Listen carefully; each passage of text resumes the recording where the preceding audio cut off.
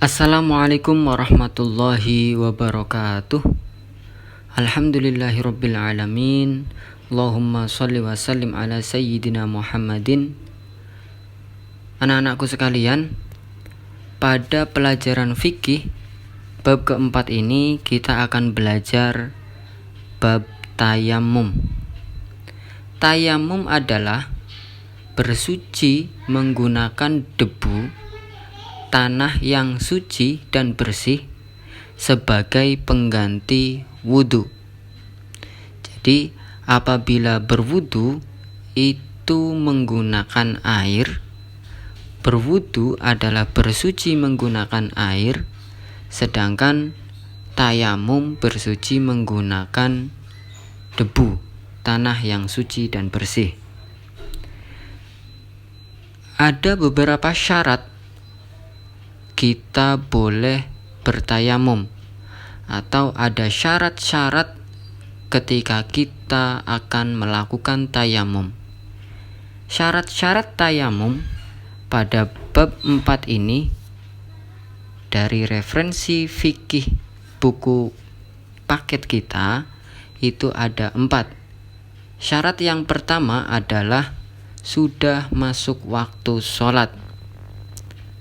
Sedangkan syarat yang kedua, sudah diusahakan mencari air tetapi tidak dapat, sedangkan waktu sholat sudah tiba. Syarat yang ketiga, dengan tanah yang suci dan berdebu. Dan syarat yang terakhir, menghilangkan najis. Anak-anakku sekalian, jadi syarat yang pertama sudah masuk waktu sholat.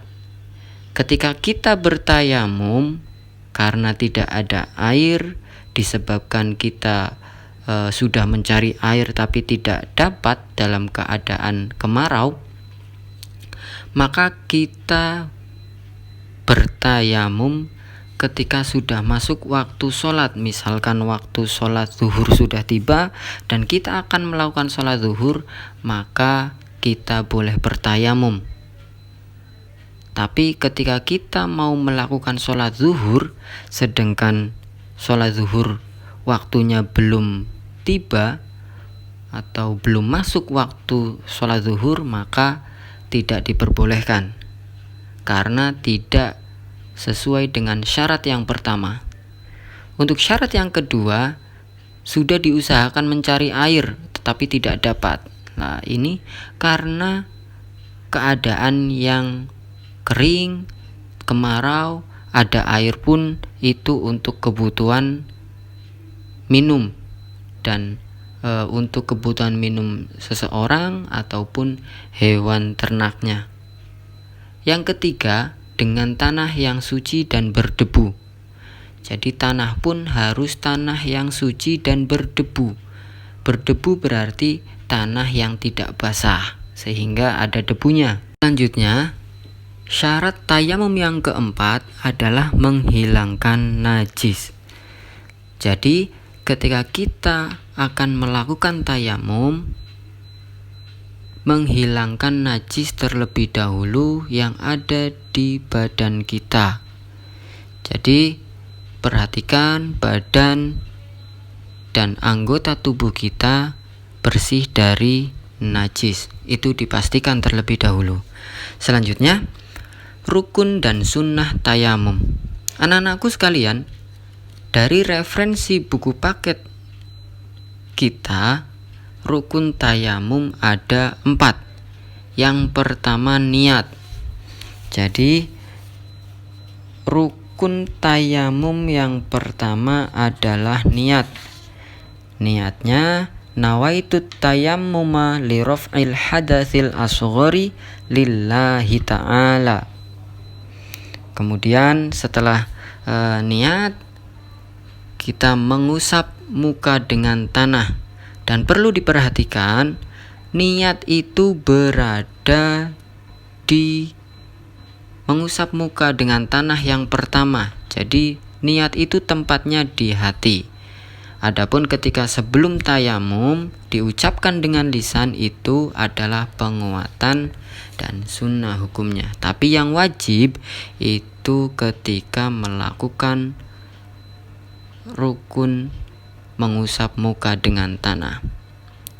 Selanjutnya, rukun tayamum yang ketiga adalah mengusap kedua tangan sampai ke siku dengan tanah. Rata, mengusap kedua tangan sampai ke siku dengan tanah. Yang terakhir, rukun tayamum adalah tertib. Jadi tertib dan teratur. Tertib itu berurutan sesuai dengan urutannya. Yang pertama niat, selanjutnya mengusap muka dengan tanah, dan mengusap kedua tangan sampai ke siku dengan tanah. Ini harus berurutan, tertib. Kalau tidak berurutan, maka tayamumnya tidak sah. Harus diulang dan harus berurutan. Selanjutnya anak-anakku, sunnah dalam tayamum. Sunnah tayamum ada beberapa. Salah satunya itu membaca basmalah, bismillahirrahmanirrahim sebelum melakukan tayamum.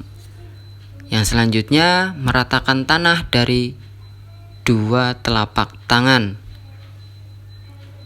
Dan ada lagi membaca 2 kalimat syahadat sesudah selesai tayamum.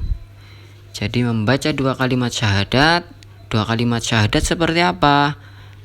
2 kalimat syahadat itu asyhadu alla ilaha illallah wa asyhadu anna muhammadar rasulullah. Demikian anak-anakku sekalian, pembelajaran kita pada hari ini bab 4 tayamum. Untuk tugasnya mencatat syarat-syarat tayamum dan rukun tayamum.